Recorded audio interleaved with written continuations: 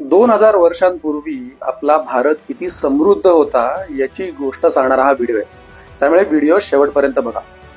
आजपासून 2100 वर्षांपूर्वी गंगेचं पाणी चॅनल आउट करून त्याच्यापासून वॉटर कन्झर्वेशन किंवा पिण्याच्या पाण्याची व्यवस्था किंवा व्यापारासाठी लागणारं जे काही पाणी आहे ते वळवण्याची व्यवस्था 2100 वर्षांपूर्वी केली.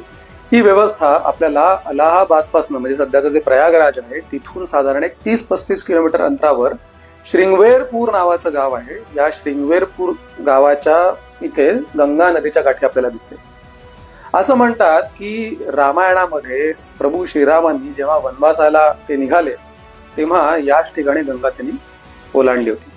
रामायणामध्ये आपल्याला निषादराज म्हणजे कोळी लोकांचा राजा इथे राज्य करत होता असाही उल्लेख मिळतो. आता ही वॉटर कन्झर्वेशन सिस्टीम कशी आहे किंवा वॉटर चॅनलिंग आउट सिस्टीम कशी आहे तर गंगेच्या पात्रापासून एक साधारण 11 मीटर लांबीचा एक चॅनल त्यांनी काढलाय म्हणजे कालवा काढला.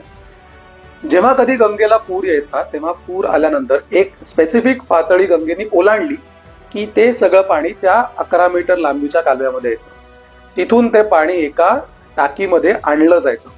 बरं, ते आणल्यानंतर पाण्याने वाहून आणलेला जो काही सगळा गाळ आहे तो त्या टाकीमध्ये खाली बसला जायचा. ती टाकी भरल्यानंतर ते पाणी पुन्हा एकदा दुसऱ्या एका मोठ्या टाकीत नेलं जायचं आणि फायनली ती दुसरी मोठी टाकी भरली की मग तिसऱ्या टाकीमध्ये जी मोठी विहीर होती त्या विहिरीमध्ये पाणी जायचं. ती विहीर संपूर्ण भरल्यानंतर जे काही एक्सेस पाणी आहे ते पुन्हा एकदा गंगेमध्ये सोडलं जायचं. 2100 वर्षांपूर्वी हा वॉटर कन्झर्वेशनचा किंवा वॉटर हार्वेस्टिंग सिस्टीम ज्याला आपण म्हणतो त्याचा हा इंजिनिअरिंग आविष्कार आपल्याला बघायला मिळतो.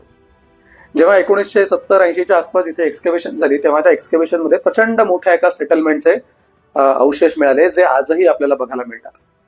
ती पूर्ण 3 असलेली पाण्याची टाकी, ते सगळं विटांचं बांधकाम, हे सगळं आजही आपल्याला तिथे गेल्यावर पाहायला मिळतं. फक्त दुर्दैव एवढंच आहे की या वॉटर हार्वेस्टिंग सिस्टीम बद्दल फार लोकांना माहिती नाही.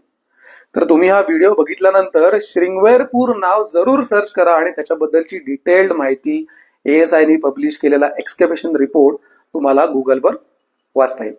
धन्यवाद.